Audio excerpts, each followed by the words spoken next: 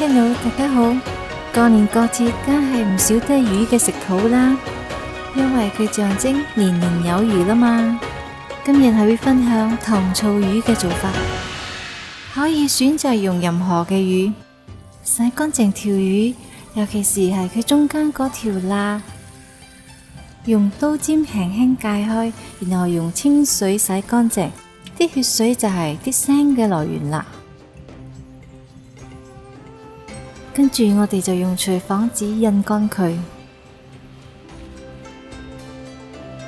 由於呢度係年菜，我想將佢整得有氣勢啲。首先喺魚身垂直咁樣切落去，當刀鋒掂到魚骨嘅時候，就打橫把刀向魚頭嘅方向片。片嘅時候盡量貼住個魚骨，要好小心，唔好片斷佢。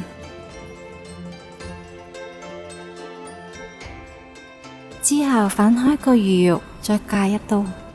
呢個動作會令個魚炸完之後個魚肉向外反開，咁就會炸得靚。呢邊做完，我哋就去做另外一邊。為咗佢靚，切嘅時候就 make sure 同另外一邊對稱。攞起身嘅時候，兩邊嘅魚肉都會打開，睇下幾靚。準備啲蔥薑水，切幾片嘅薑片同埋蔥段。落半茶匙嘅鹽同埋啲米酒，用隻手揸下佢，俾佢出味。跟住就捉勻成條魚，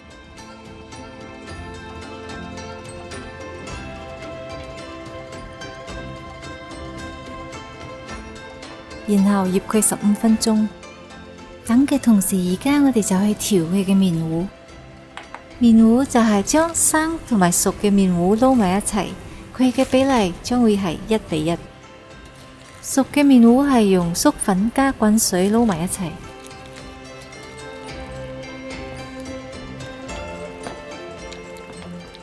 生嘅麵糊就由生粉加室溫水撈埋一齊，溝到類似咁樣嘅 texture， 就將兩個撈埋一齊。呢個呢就係廚師嘅配方，咁樣撈法。炸出嚟嘅效果又有硬度同埋脆度啦。喺呢度就要俾啲心機，慢慢攪勻佢。喺攪嘅過程中，你會發覺一粒粒嘅結塊好難先攪得溶。酒樓師傅級都要用半個鐘以上先至攪得勻佢。而我諗到快啲嘅方法，效果都唔錯。呢個方法就係攪到咁上下就倒入個濾網，跟住就用個匙羹壓佢。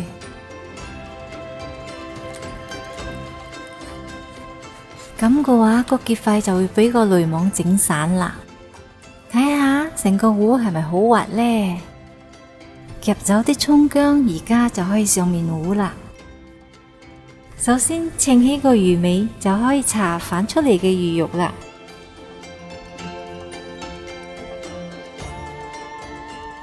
搽完兩邊之後，就放低條魚，再喺魚嘅表面搽一層麵糊。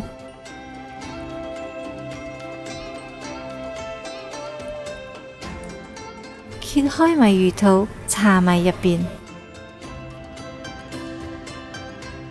可以用支竹籤撐開個魚肚，炸完之後擺盤就更加靚啦。跟住就到糖醋汁嘅比例，120g 嘅水就用60g嘅茄汁，佢嘅比例會係2:1，而糖同埋醋嘅比例會係1:1，呢度用到嘅份量各45g。落大概半茶匙嘅鹽，最後準備少少生粉水俾收汁嘅時候用嘅。好，而家就去炸魚先。我已經試過好多次，我發覺用160度嘅油溫係最啱嘅，因為油溫太高，出邊容易燶，入邊又未熟；油溫太低嘅話，條魚又好容易吸油。首先用個殼筆啲油淋喺個魚身上，俾佢定型先，然後先慢慢放落去炸。中途時不時筆啲油淋喺個魚身上。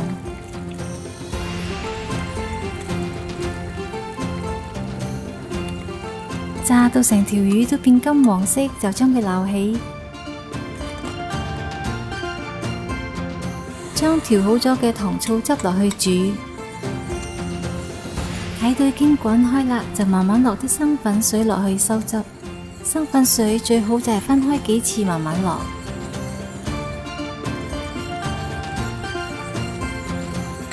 當你睇到啲汁係你要嘅結度，就放2湯匙嘅油落去滾下佢。落油嘅目的係會令個汁又靚又靚。